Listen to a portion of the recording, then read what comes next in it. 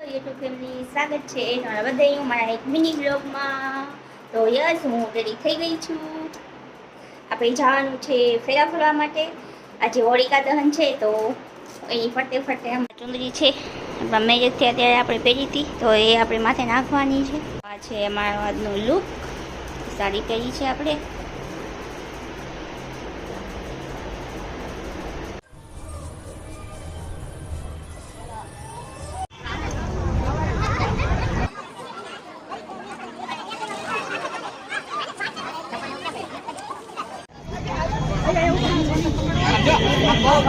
કરો ને એટલે વાંધો નહીં આવે. માથે બહુ